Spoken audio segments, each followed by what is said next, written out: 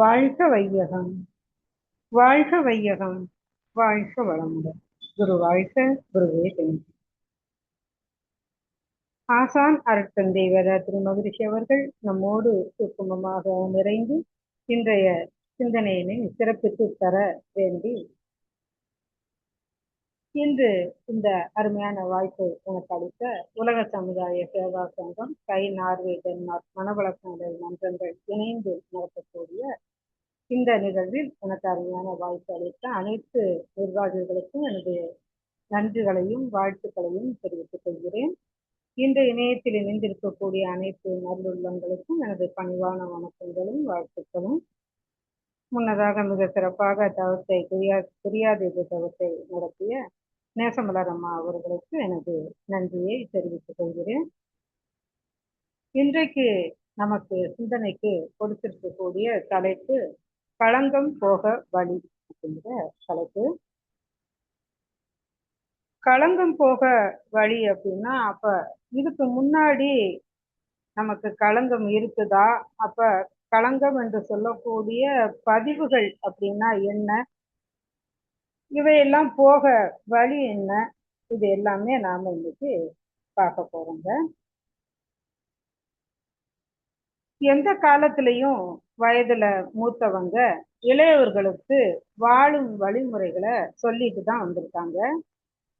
எப்படியும் வாழலாம் அப்படிங்கிறதுல இருந்து இப்படித்தான் வாழணும் அப்படிங்கிற முறையோட கற்றுக் கொடுத்தாங்க.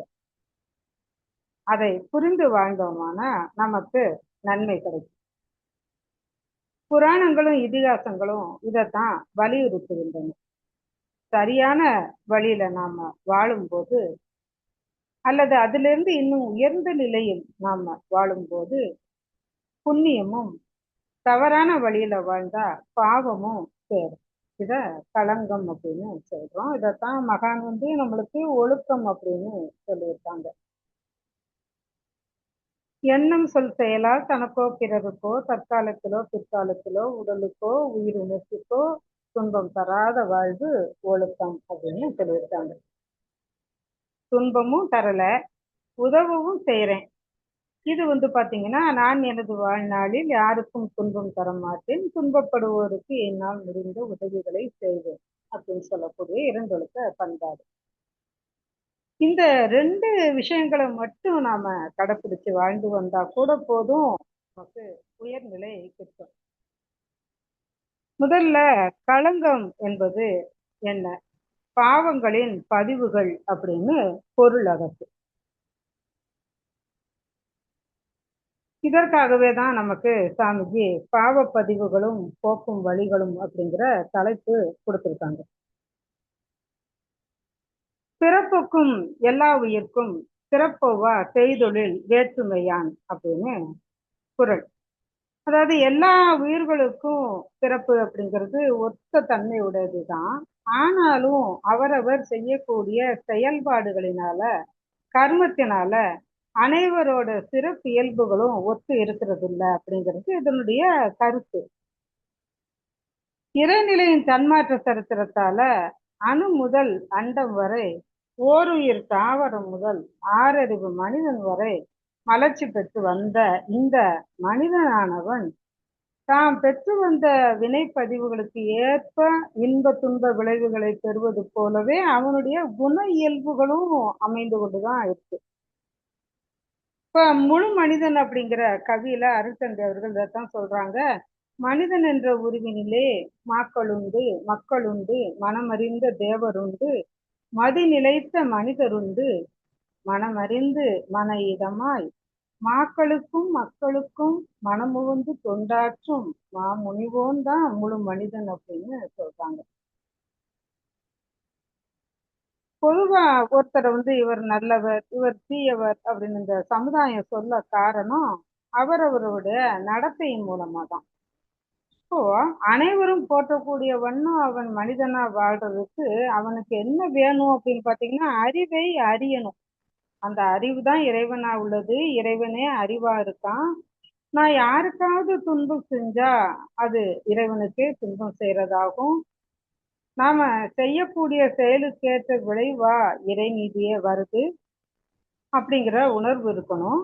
தன்னில் இருப்பு கட்டு கொண்டு ஏற்ற விளைவுகளை திருப்பி கொடுக்கறதும் அதே இறைநிலை தான் அப்படின்னு நாம உணரணும். இதைத்தான் ஆங்கார காலமதில் அகந்தை செய்தால் அத்தனையும் பாழாகி போயிடாது, காங்காலம் வரும்போது இவைகள் எல்லாம் சத்தியமாய் வினையாக முடியும் அப்பா அப்படின்னு சொன்னாரு ஒரு சித்தர் பெருமகன்.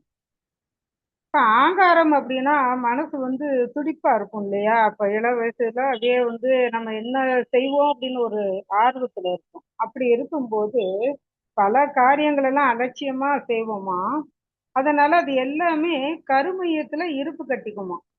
அதுக்கப்புறம் வலு குறைஞ்சு வயோதிகம் வரும்போது ஒவ்வொன்றா எடுத்து காமிச்சு, நீதான்ப்பா இதை செஞ்ச, இந்த புடி உனக்கு இந்த வலி, இந்த புடி உனக்கு இந்த நோய் அப்படின்னு சொல்லி ஒவ்வொன்றா அது எடுத்து எடுத்து கொடுக்குமா.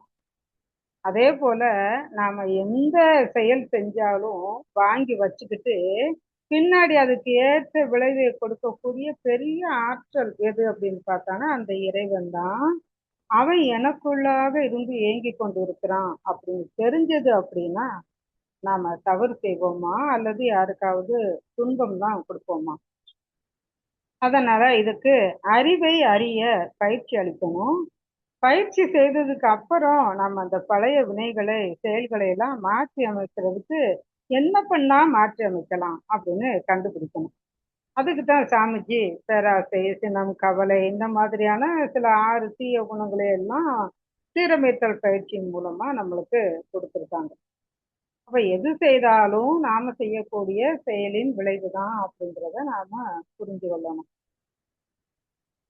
இன்னொரு இடத்துல சாமிஜி சொல்றாங்க, மனிதனுடைய அந்த சம்பத்துகள் சொல்லுவாங்க இல்லையா, அந்த இடத்துல சொல்லும் போது வினை பயனாலதான் மனிதனுக்கு வரக்கூடிய நன்மையும் தீமையும் இருக்கு.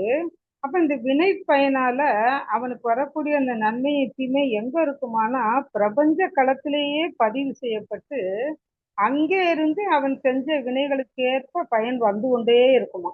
இதைத்தான் வாழ்ந்தாந்த களம் அப்படின்னும் சாமிஜி சொல்றாங்க. ஒரு அழகான கவியில சொல்லியிருப்பாங்க, வாழ்ந்தாந்த களம் என்பது உலகில் வாழ்ந்தவர்கள் செத்தவர்கள் அனுபவங்கள் ஊன் உடலோடு உயிர் அறிவு செயல்களோடு விளைவுகளை அனைத்தும் கூட்டி தான் அகத்தே வைத்திருந்து தக்கபடி உயிர் வகைக்கு வழங்கி ஆற்றும் மேன்மையினை அறிந்ததனால் மிக விழிப்பில் அறத்தொண்டில் நிறைவாய் உள்ளேன் அப்படின்னு சொல்றாரு. அப்ப அவர் அதெல்லாம் அறிஞ்சிருக்காரு. அறிஞ்சதுனாலதான் அந்த அறத்தொண்டுல சாமிஜி நிறைவா இருக்கேன் அப்படின்னு சொல்றாங்க. சாமிஜி எல்லாம் அறிஞ்சதுனால நிறைவா இருந்தாரு. அறியாம இருந்தா நாம என்ன செய்வோம்? அதுதான் இந்த கதையில. ஒரு சமயம் எங்கேயும் பார்த்தாலும் கடும் குளிரா இருந்தது. அப்ப அந்த குளிரால பாத்தீங்கன்னா பல்லெல்லாம் படபடன்னு அடிக்கிற மாதிரி இருந்தது. அந்த அளவுக்கு குளிர் இருந்தது. ஒரு புத்த மடாலயம், அதுல ஒரு வயது முதிர்ந்த துறவி ஒருத்தர் நடு இரவுல குளிர் தாங்க முடியல, அவரால் நடுங்கிறாரு. அப்போ இந்த குளிரை போக்குறதுக்கு இந்த நைட் நேரத்துல எங்க போய் நம்ம சுள்ளி எல்லாம் எடுத்துட்டு வர முடியும்? அவருக்கும் குளிர் வேற தாங்க முடியாததுக்கு வயோதிகராகவும் இருக்காரு. அப்ப அவர் என்ன செய்யறாரு, அந்த மடாலயத்துல மரத்தால செய்யப்பட்ட புத்த பிரதிமைகள் நிறைய இருந்துச்சாம். அது மரத்தால புத்தர் சிலையை செஞ்சு வச்சிருப்பாங்க. அதுல சில இதை எடுத்து அவர் குவிச்சு வச்சு நெருப்பு வச்சு குளிர்காய ஆரம்பிச்சார். அப்ப இந்த மரத்துண்டுலாம் எரியும் இல்லையா, அதுல சத்தம் வேற வரும், நெருப்பு வரும். அதை பார்த்த உடனே தலைமை குரு முடிச்சுக்கிட்டாராம். என்ன இப்படி இருக்குன்னு சொல்லிட்டு தீஜுவாலை எங்க இருந்து வருதுன்னு பார்த்துட்டு அந்த கூடத்துக்கு வர்றாரு. அங்க புத்த பிரதிமைகள்லாம் எரிஞ்சுக்கிட்டு இருக்கு. இவருக்கு பயங்கரமான கோவம் வந்துருச்சு. அப்ப அந்த முதிய துறவியை பார்த்து இவர் கேட்கிறாரு, உமக்குன்னு புத்தி பேதலிச்சு போச்சா, புத்தர் வடிவங்களை போட்டு எரிக்கிறீங்களே அப்படின்னு சொல்லிட்டு கேட்கிறாரு. அதுக்கு அந்த முதிய துறவி சொல்றாரு, இதுல கோவப்பட என்ன இருக்கு, புத்தர் துணையாலதான் என்னோட குளிரே நீங்குச்சு அப்படின்னு சொல்றாரு. இதை கேட்ட உடனே அவரு இன்னும் கோவம் வந்துருச்சு. இந்த மாதிரியான துறவிகள்லாம் நீங்க இருக்கவே கூடாது அப்படின்னு முடிவுக்கு வந்துட்டு அவரை கழுத்தை பிடிச்சி சத்தம் போட்டு ரொம்ப திட்டுறாரு. கழுத்தை பிடிச்சி வெளியே தள்ளி இனிமே ஒரு நிமிஷம் கூட இங்க இருக்கக்கூடாது அப்படின்னு சொல்லிட்டு வெளியிலேயே தள்ளி விட்டு அவர் ரூமுக்கு போயிடுறாரு. அப்ப மறுநாள் காலையில அந்த வெளியில அனுப்புன அந்த கிழட்டு துறவி இருக்காரா அல்லது குளிர்ல நடுங்கி வரைச்சு செத்துக்கிட்டு போயிருப்பாரா அப்படின்ட்டு ஒரு வெளியில வந்து பார்க்க வர்றாரு. ஒரு கவலை வந்துருச்சு. ஆனா அந்த வயதான துறவி என்ன பண்றாரு, ஒரு கருங்கல் இருக்கு, அந்த கருங்கல்லுக்கு மலர் தூவி வழிபாடு பண்ணிக்கிட்டு இருந்தாராம். இதை பார்த்த உடனே அவர் இந்த தலைமை குரு கேட்கிறாரு, இது என்னப்பா அபத்தமா இருக்கு, கருங்கல் துண்டு உனக்கு புத்தராகிட்டாரா அப்படின்னு கேட்கிறாரு. அதுக்கு மரத்துண்டு புத்தராகும் போது கருங்கல் துண்டு புத்தராகாதா அப்படின்னு இவர் கேட்கிறாரு. அடுத்து தொடர்ச்சியா சொல்றாரு, நீர் மரத்தாலான புத்தரை எரிச்சதுக்காக என்கிட்ட கோவிச்சிங்க, நான் என்ன செய்யட்டும், எனக்குள்ள இருக்கக்கூடிய புத்தரோட குளிரையும் நான் போக்க வேண்டி இருந்ததே அப்படின்னு சொல்றாரு. இப்போ குருவுக்கு வந்து ரொம்ப தெளிவா புரிஞ்சிருச்சு. அப்போ எல்லாவற்றிலும் இறைவனை பார்க்கிறாரு அப்படிங்கிறது தான் அதனுடைய அர்த்தம். அப்ப எங்கும் எதிலும் இறைநிலையே காணக்கூடிய பாங்கு தானே இது. இதுக்கு முதல்ல நம்மள்கிட்ட இருக்கக்கூடிய களங்கங்களை நாம போக்கணும். சாமிஜி சொல்றாங்க, நாம எல்லாரும் ஒரே நோக்கத்தோட தான் செயல்படுறோம். பழிச்செயல் பதிவுல இருந்து விடுபட்டு தூய்மை பெற்று இறைநிலையை அடையணுங்கிற நோக்கத்தோட தான் நாம எல்லாருமே பிறந்திருக்கோம், வாழ்ந்துகிட்டு இருக்கோம். இருந்தாலும் தேவை, பழக்கம், சூழ்நிலை இதோட நிர்பந்தத்தால சில சமயம் நம்ம தெரிஞ்சோ தெரியாமலோ தவறு செய்ய வேண்டியதா ஆயிடுது. தவறும் நாம செஞ்சிடுறோம். அப்ப இந்த தவறுகள்லாம் எப்படி நம்முடைய உடல்ல பழிச்சியல் பதிவுகளா பதிவு பெற்று மீண்டும் மீண்டும் அது துன்பத்தையே விளைவிக்குது அப்படிங்கிறத நாம உணர்ந்து கொள்ளணும். எந்தெந்த புலன்கள் மூலமா செயல்கள் செய்து அனுபவம் நாம பெறுறோமோ அவை எல்லாமே அந்தந்த உறுப்புகள்ல பதிவாகி திரும்ப திரும்ப மீண்டும் மீண்டும் அந்த எண்ணம் நினைவுக்கு வரும்போது அதே நினைவு, அதே காட்சி, இதன் மூலமாவே நமக்கு அந்த எண்ணமும் வந்துடும். இப்படி பதிந்த எண்ணமும் செயலும் தேவையா, பழக்கமா, சூழ்நிலை கவர்ச்சியா மாறி அடிக்கடி மனிதனை செயல்படுத்துது.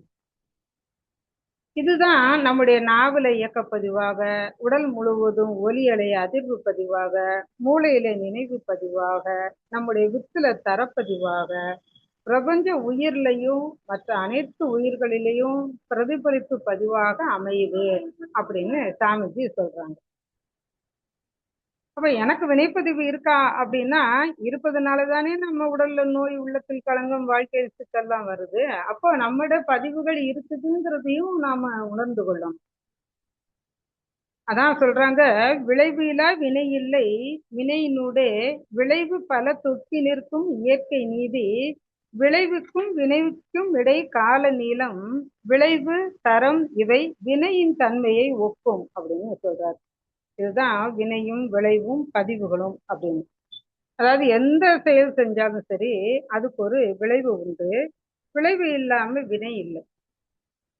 நம்ம செயல்ல பாவம் புண்ணியம் இல்லைன்னு சொல்றாங்க சாமிஜி. ஆனா செயலுடைய விளைவை நாம கவனிக்கணும், அந்த விளைவுல தான் நமக்கு பாவம் புண்ணியம் இருக்கு அப்படின்னு சொல்றாங்க. அப்ப இதெல்லாம் எப்படி அந்த பாவ புண்ணிய பதிவுகள் கூட நம்மகிட்ட இருக்குமா அப்படின்னு பார்த்தோம்னா, நாம பிறந்த போது நம்ம பெற்றோர்களிடத்துல இருந்து அந்த கருவுல 2 பேரோட ஜீவகாந்த சக்தியை ஒண்ணு சேர்ந்து ஒரு உயிர் சக்தியா மாறி நம்ம கருவா மாறுறோம் இல்லையா, அப்போ அவங்க செஞ்ச வினைகள், அவர்களுடைய குணாதிசயங்கள், அவர்களுடைய பதிவுகள் எல்லாமே அலைவடிவமா இருக்கணும். இதுதான் வந்து நம்ம பெற்றோர்கள் செஞ்ச கர்மம், பிள்ளைகளை சேரும் சொல்லுவாங்க இல்லையா, அந்த இது.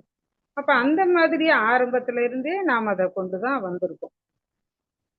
ஆனா நாம என்ன செய்யறோம், நம்ம செய்யும் செயல்களையும் நிறைய தப்பு செய்யறோம். அப்ப எந்த ஒரு செயல் செஞ்சாலும் அதுக்கு தக்கவாறு ஒரு விளைவு வரும். அது முன்னாடி செஞ்ச விளைவை மாற்றி அமைக்கக்கூடிய அறிவோட அதற்குரிய செயல்களை நாம செஞ்சோமானா அந்த பதிவுல இருந்து நாம மாற்றம் பெறலாம் அப்படின்னு சாமிஜி சொல்றாங்க. அப்ப அந்த பதிவுகளை மாற்றி அமைக்கக்கூடிய அளவுக்கு நம்முடைய அறிவு அங்க வேலை செய்யணும் அப்படின்னு சொல்றாங்க. அதுக்காகத்தான் நமக்கு 3 விதமான வழிகளையும் சொல்லியிருக்காங்க. பிராய சித்தம், உணர்ந்து தெரிந்து அளித்தல், பழிச்செயல் பதிவு முறிவு அல்லது சமன் செய்தல் சொல்லக்கூடிய 3 வகையில நம்முடைய பதிவுகளை கண்மை வினைகளை நாம கழிக்க முடியும் அப்படின்னு சொல்லியிருக்காங்க. இதுக்கு எளிமையா நம்மளுக்கு புரியுற மாதிரி அவங்க வார்த்தைகள் எப்படி அழகா கோர்த்து சாமிஜி சொல்றாங்கன்னு பார்ப்போம். அதாவது தீமையை நீக்கி நற்காரியங்கள்ல ஈடுபடுதல், செய்த தவறை உணர்ந்து வருந்தி தவற்றால் துன்புறுவோருக்கு ஆறுதல் கூறுவது, இழப்பீடு செய்வது, அப்புறம் மன்னிப்பு கேட்டுக்கொள்வது, இந்த வகையில நிறைவு பெறக்கூடிய செயல் தான் பிராயச்சித்தம் அப்படின்னு சொல்றோம். நம்ம பேச்சு வழக்குல சொல்றோம்ல, இதுக்கு நான் என்ன பிராயச்சித்தம் பண்ண போறேன் அப்படின்னு. அதை எவ்வளவு அழகா எடுத்து சொல்றாங்க பாருங்க. அதாவது எந்தெந்த தவறுகளால பிறருக்கு துன்பமும் வருத்தமும் வந்துச்சோ, நாம செய்திருக்கோம் இல்லையா, அந்த தவறு யாருக்கு என்ன துன்பத்தையும் வருத்தத்தையும் கொடுத்ததோ, அந்த வருத்தத்தை நீக்கியும் இழப்பு வந்தால் ஈடு செஞ்சும் ஆறுதல் சொல்லக்கூடிய அளவுக்கு நம்முடைய மனம் மாறி செயல் புரிவோமானா அதுதான் பிராயச்சித்தம் அப்படின்னு அழகா சொல்றாங்க.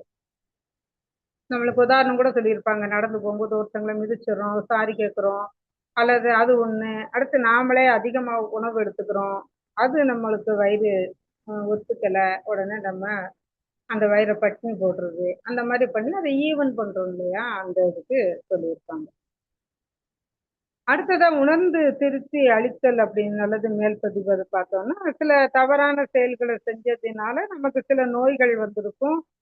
அப்போ அதுக்கு பத்தியத்தோட நம்ம மருந்து சாப்பிட்றோம் அல்லது உடற்பயிற்சி பண்றோம். இன்னைக்கு உடற்பயிற்சி செய்ய வர்றவங்க எல்லாருமே எனக்கு அது செய்து இது செய்து கேட்டது அதுக்கப்புறம் தானே நம்மகிட்ட வந்து சொல்லி கொடுங்கன்ட்டு வர்றாங்க. அப்ப அந்த உடற்பயிற்சி செய்து நாம அதை நீக்கி நலம் அடைகிறோம். இதுதான் வந்து பளிச்சேல ஏற்கனவே இருக்கக்கூடிய ஒரு விஷயத்த நாம அங்க அழிக்கிறோம் அப்படின்னு அர்த்தம்.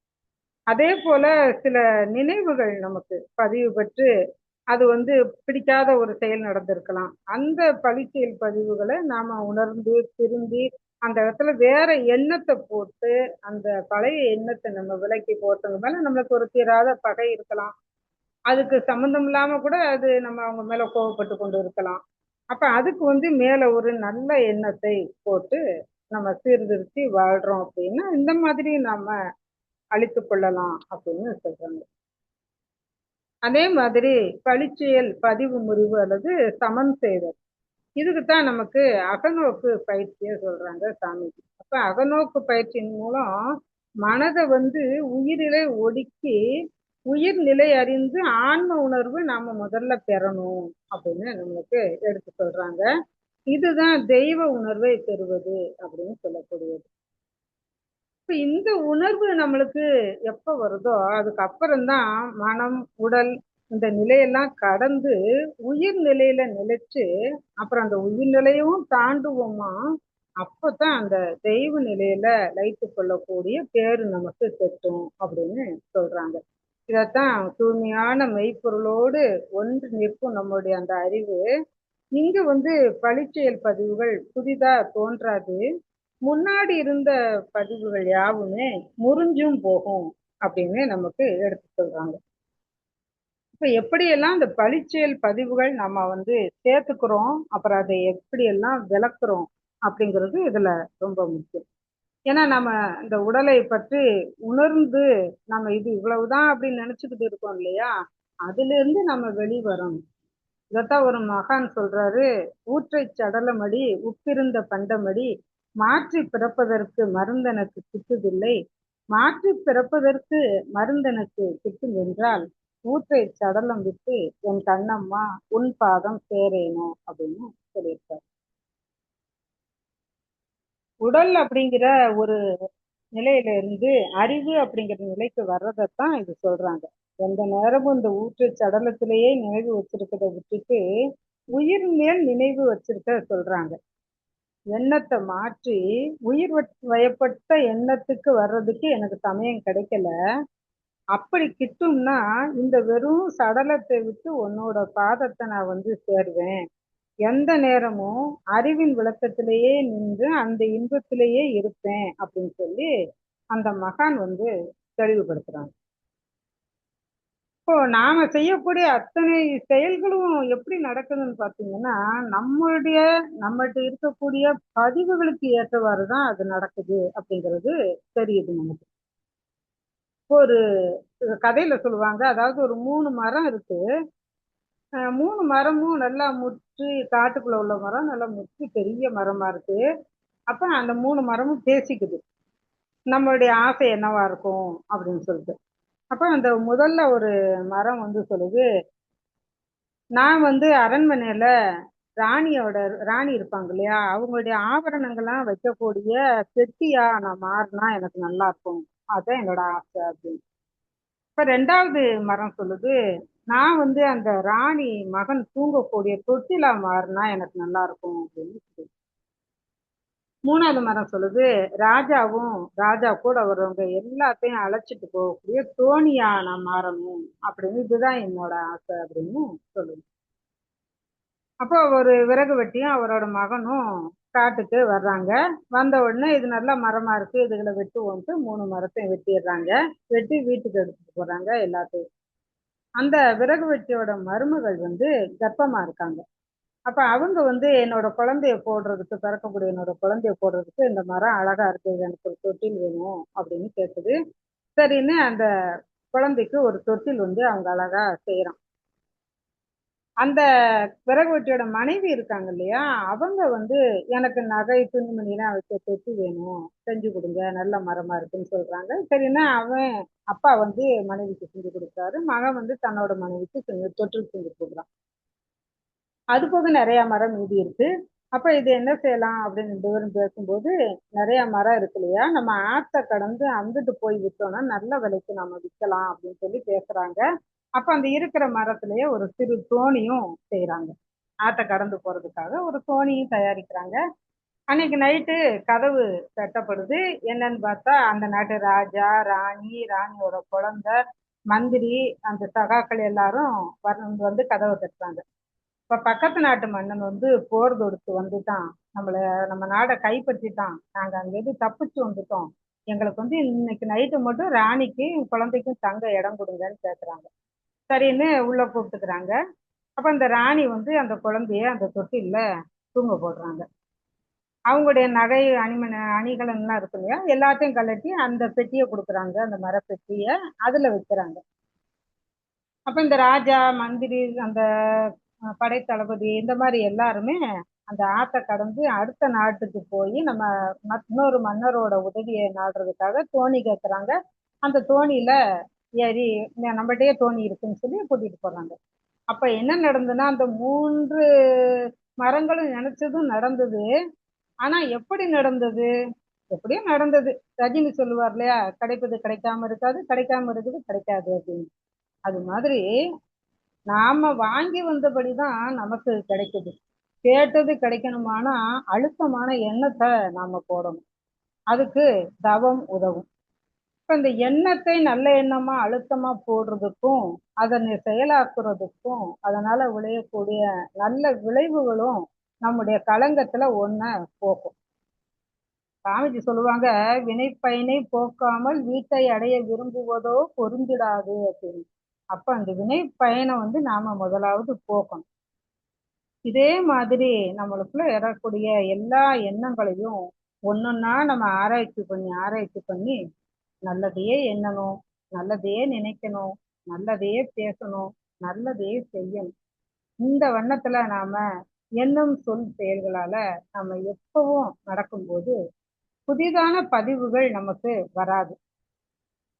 அதே மாதிரி பார்த்தோம்னா அகத்தவம் மூலம் நாம பல வினைகளையும் கழிக்கும் போது நம்மகிட்ட இருக்கக்கூடிய களங்கங்கள் எல்லாமே நீங்கி நாம வாழ்ற வரைக்கும் அமைதியா வாழ்ந்து முழுமை பெற அடைகிறதுக்கு நம்மளால முடியும்.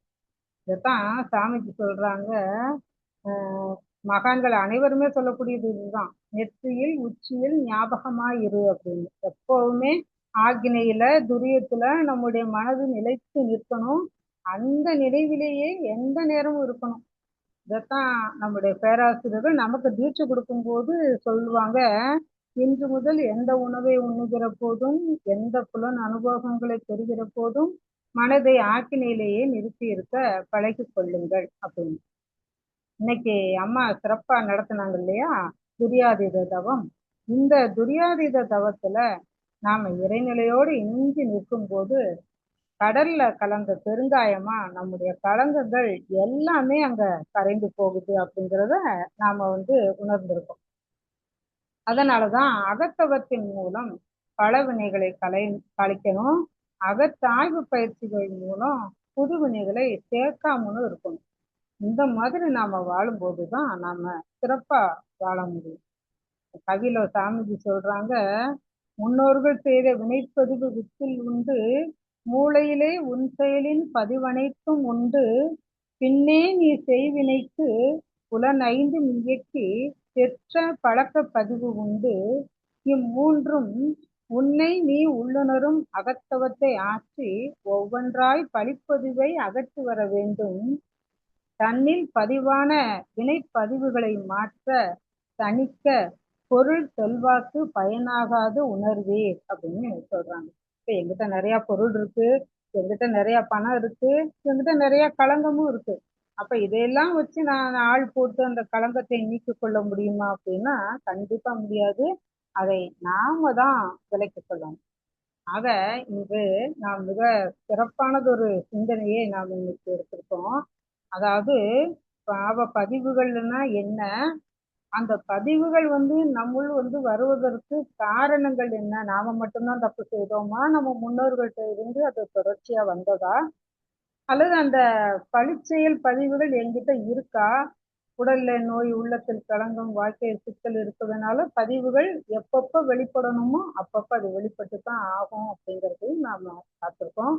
அதே மாதிரி பழிச்செயல் பதிவுகள் எந்தெந்த வகையில அதை நம்ம கழிக்க முடியும், பிராய சித்தம் அந்த 3 விதமானது பார்த்தோன்னே, அப்ப இதன் மூலமா நம்ம மேல் பதிவு முற்றிலும் அழித்தல், இவை மூலமா நாம எப்படியெல்லாம் அதை கழிக்க முடியும் அப்படிங்கிறதையும் பார்த்திருக்கோம்.